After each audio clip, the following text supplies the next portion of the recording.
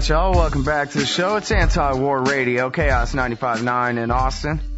And, of course, anti-war means anti-drug war. And our next guest on the show today is Mark Emery. They call him the Prince of Pot. I'm not sure who does, but somebody does. And he's on the phone right now. He's the publisher of Cannabis Culture magazine, perennial candidate for mayor of Vancouver. And, well, they say that you got a story to tell. I guess why don't you start us off, Mark, with the beginnings of your story, maybe starting with why you're in Canada. You're an American, right? I'm a Canadian. I'm in Vancouver. Oh, you're a Canadian. I thought you were like in exile or something up there. No, I've been an activist for about 20 years. About 20 years ago, I started a phenomena called overgrowing the government. Back in the 1980s, there was no movement in North America, and there was no real activism going on to legalize marijuana, end the prohibition, and get people out of jail. In the early 1980s, they started accelerating the drug war in the United States so that we went from 380,000 people in jail in 1980 to 2.4 million people in jail right today in the United States. And that's because of the explosion of the drug war. Mandatory minimum sentences, 3 strikes and you're out. All these terrible things came in to heavily increase the incarceration rate. And there were very few protests, if any, throughout the United States and Canada in the entire 1980s. In Canada, it got so bad that they had banned books and magazines about marijuana in 1987, and many of the hemp stores, head shops, were put out of business by new laws. So we had a new round of repression throughout the 1980s, and I decided to combat that starting in 1990 with challenging the ban on marijuana books and magazines here in Canada. It took us 5 years, but we finally got the government's bad law repealed. And then we started working on medical marijuana here in Canada and industrial hemp, and we got those made into law and had somewhat effective programs for those sort of things. And then I've been working on legalizing marijuana across North America. And what happened in 1994, I started selling cannabis seeds to raise a lot of money, and using that term, overgrowing the government. And, for example, one of the phenomenal things we gave away $4 million to U.S. and Canadian activists from 1994 to 2005. And one of the great things I did that's only paid off this week was in 1998 I gave $5,000 to a group in Washington, D.C. who were petitioning to get medical marijuana on the ballot in the District of Columbia.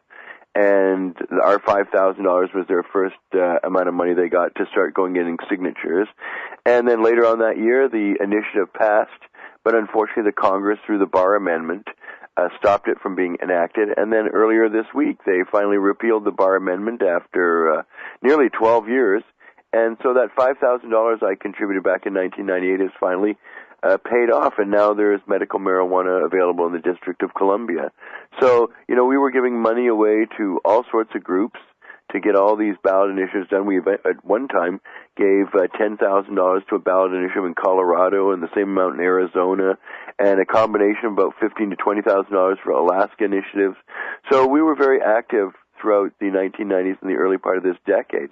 And then in 2005, the DEA decided to come up to Canada and try and put me out of business, which they did do, and having me arrested in 2005 in July, and sought me for extradition to the United States for my activist activities, and are now about to get the satisfaction of that, because it would appear I'll be extradited to the United States in early January. Well, it says on the website here that you went ahead and pled guilty in a plea deal, I guess, to make sure, they agreed to drop the charges against your 2 friends. What is it that you guys are accused of doing? Well, distributing marijuana is the one charge that I'm pleading guilty to in the Seattle courtroom later on in January, because ultimately they were both threatening to put my friends in jail for a long time, but as well, they were basically saying that, I was one of the most serious marijuana drug kingpins in the world. The DEA and the Justice Department had put me on their top 50 most wanted in the world, and said I was the most wanted in all of Canada for distributing these seeds. I didn't actually distribute marijuana. I just sold these seeds to consenting adults so they wouldn't have to buy their marijuana from the inner city, and they could grow their own and this sort of thing. And the Justice Department used phenomenal hyperbole and started calling me a major drug dealer, and made it look like I would be looking at 30, 40, 50 years in jail. So, well, I don't know if I can. I'm sorry, I haven't really looked into this case enough, and I can't really expect you to incriminate yourself. But I mean, what are they saying, that you were like Pablo Escobar and you had all your own private security, 18 bad guys with rifles and the whole works, or? And how does that compare to the truth of your seed business? Well, the reality is we didn't have any gang or anything like that. And, I've never touched a gun since I was about 12 years old. And there's certainly no guns in my organization here. I mean, one of the things we've done is we put out Cannabis Culture magazine since 1994. We put over 3,000 videos out. We had the first marijuana video service, which we started in January 1st, 2000, pot.tv. We put out 3,000 videos about marijuana before something like YouTube came along in 2006 and made it ever so common. And we sponsored initiatives, ballot initiatives. Well, is there any truth that to the idea that major marijuana distributorships at the top levels were working for you, that you were some sort of, apex of a giant organization that had control over the dealers from, below and that kind of thing? Is that what the government is even claiming? No, there's nothing like that involved. They just didn't like my politics and our advocacy, that's all. And they used the seed business that we had as somewhat of an excuse. But I was a mouthy guy, and our money was going to some incredibly valuable stuff. And so we were very successful. That money was being used in a lot of good ways, and it annoyed them. I'm surprised you haven't done any research on this, though. I've been in several movies, and here in Canada we have a movie called Prince of Pot, U.S. versus Mark Emery. You can see that on YouTube, but it's been on television here many, many times. Well, I smoke a lot of weed, but I don't read much about it. So. Well, here's one thing you should do then. You should urge your listeners and yourself to go to cannabisculture.com and learn about me, because I like to think I'm, a significant, if not the preeminent activist in North America for the last couple of decades. And that basically we developed the movement that you see now with the money that we gave away, the millions of dollars we gave away in a period where there were no sponsors for the movement. You can see this covered in a variety of movies made about me, and endless. I've been on 60 Minutes. They did a great feature on me in 2005. I've been interviewed by the New York Times, the Washington Post, Time Magazine, The Economist, Rolling Stone. National Geographic has featured me in 3 programs in the last year alone. So, if people Google Mark Emery, the Prince of Pot, which is what CNN gave me, CNN did a special on me 12 years ago in 1997, and it went worldwide, and it's a great little show. And the 60 Minutes episode is good, plus the national media here in Canada, CBC News, has done numerous good projects on me, and they all end up validating all my claims, because I've been more thoroughly vetted and researched than almost any other activist in our movement, for sure. And they always end up concluding that what I tell them is correct, because the evidence simply supports our position there. So cannabisculture.com is where it's all at, and Free Mark is the phrase that's on all these T-shirts. We just heard Tommy Chong was seen on the Jimmy Fallon Show, and Bill O'Reilly and CSNBC wearing a Free Mark T-shirt.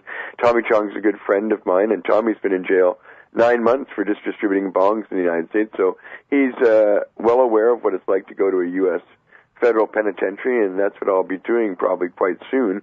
And I'll hope my American friends will research my story and perhaps have a vigil out front of the jail. Whenever I've been put in jail in Canada, my supporters usually set up a vigil outside of the jail, in fact, always, and are there 24 hours a day, every day I'm in jail. I recently got out of jail in anticipation of my extradition in the United States. I was in jail 52 days up in North Fraser, maximum security, and there was a vigil outside that jail for 45 days straight, 24 hours a day. Quite a large little tent city of people and supporters. So hopefully when I'm in the U.S. federal penitentiary somewhere in the United States, my supporters will put up a vigil for me outside of the jail so that people will be aware I'm in that jail. And so you've been sentenced to 5 years? No, that's going to happen when I get extradited to Seattle for sentencing. But basically that's what you and your lawyers have agreed to get your friends off the hook, right? That's right. And there'll be a big rally in Seattle organized by the people who organized the Seattle Hemp Fest. So anybody in the Washington State area will be encouraged to attend the rally on the day of my sentencing in Seattle. Yeah. Well, I think people ought to think for a minute just about how crazy it is that you literally have prosecutors extorting people, threatening the liberty of third parties for selling seeds, for selling pot seeds, when we all know that tens of millions of Americans smoke weed. I mean, the felony here is pretty obvious. The crime is pretty obvious. And here, the U.S. government extorting the Canadian government into handing over one of their citizens for selling, again, seeds for weed. I mean, come on, y'all. 2 million people arrested every year just on pot in this country. And now, we have Canada. God knows what they threatened them with to make them bow to the pressure here, or maybe they didn't even have to. Who knows? But this whole story, Mark, is it's pretty disgusting. Well, the interesting thing is change is coming, though. The United States is in the midst of a huge upheaval. And the great thing is, it's because President Obama is in office, and it's not because he is directly doing anything. But unlike George Bush, who would oppose any local or state initiative, the president has ordered the Justice Department and the DEA not to interfere in state initiatives. So now we see a lot of medical marijuana activity going on throughout the United States. We see a cannabis cafe opening in Portland, Oregon. We see marijuana being sold in dispensaries throughout Colorado in a very aggressive manner. We have legalization ballot initiatives coming up this year in 2010, both in California and Nevada. So we're about to see a momentous change in the United States towards legalizing marijuana for adults in states like California and Nevada, and there'll be more. And hopefully this will eventually influence the federal government to change its marijuana laws, give the people in jail for marijuana an amnesty. In the United States, there's still people in jail for life for just growing marijuana. Now, my philosophy all my life has been no one should go to jail for a peaceful, honest lifestyle choice. And marijuana is a peaceful, honest lifestyle choice. The reason it's made illegal, the reason governments around the world have always been hostile towards marijuana, is because it creates critical thinkers. It creates voters and citizens that don't accept the dogmas of the government of the time. So, we're not always obedient to the book of the law or the book of the Bible or the book of the Koran. We are critical thinkers who question authority. That's the most serious sin marijuana people do, is we question authority. And marijuana has always been associated with anti-war movements. When Richard Nixon declared the war on drugs on in 1971, it was because he associated those opposed to the Vietnam War, both in Vietnam among the soldiers and in America amongst the students and protesters, with their marijuana use. So marijuana has been associated with anti-war, pacifism, questioning authority, and these things are always considered very dangerous to any government of its time, especially since governments thrive on obedience. So marijuana, the war on marijuana, and the wars we experience here in Vietnam, Afghanistan, and Iraq are all associated. The marijuana culture has always been the leading groups against war, and this is why the war on drugs by Richard Nixon was accelerated by him, and then by Ronald Reagan, and then certainly by George Bush. Yeah, well, I think that probably does have a lot to do with it. Also, anybody can grow their own weed in their living room, and so it's hard to, even if they legalized it, it wouldn't get rid of the underground market. People would still just sell bags of weed to each other the way they always have, only it'd be a lot cheaper. But the opportunity for the government to take a giant cut so they could spend that money killing people or whatever, like they do with tobacco, is, they're not able to do it like that. Well, in fact, California's legalization initiative done by Richard Lee of Oaksterdam University, he's financed this ballot measure that will be on the November 2010 ballot. It provides for everybody in California to be able to grow marijuana in a 5 by 5 foot space. So it's about, 10 to 15, 20 plants that everybody in California will be entitled to grow. So that'll change the landscape quite substantially for all people in California and ultimately all people in America. Well, and here's the thing too. I think as part of this, for people who, and as I know you well know, there are people who just can't get over the idea of legalizing drugs. They say that's the same thing as telling children that it's okay or something, and they just can't get past that. But even they have got to realize the difference between a criminal syndicate that actually is maybe armed and dangerous, because when you create a black market, sometimes, in major distribution of the products, you will have some pretty shady people perhaps, but you also have people who are completely peaceful people like yourself, an activist, who's being treated as though you're Pablo Escobar, even though that isn't part of the charges, that you're actually the kingpin of anything. That it's all because you're an activist, and that's above board, but you're treated as though you're some kind of dangerous Al Capone sort of character, and everyone has got to agree that that just is not right, that people who are violent criminals are violent criminals, everybody else isn't. Even if you're defrauding old people millions of dollars, you still get a fine. You don't get 5 years in prison. Well, the American prison system is fairly draconian, and they do actually give severe charges for so many different crimes. Jail is simply not a good place to put people if you want to have a better society. A lot of people come out of jail more angry, more helpless, more confused, more unable to cope. So, people do come out of jail in the United States, so by having a punitive jail system that hurts people is only creating more criminals for the future. So we certainly need to reassess the fanaticism with which people think others ought to go to jail and for what purpose those jails do. Now, in my case, unlike a lot of people, I'll have a fair degree of support from Americans and Canadians. I have millions of supporters throughout the United States and Canada whom I expect will demonstrate on my behalf throughout America. When I was, the day I went to jail, in September 28th in anticipation of this extradition, there were demonstrations all over the world on my behalf in almost every American state and most European countries, in Costa Rica and Peru and Australia. So, I won't be alone in that regard. I won't be ignored.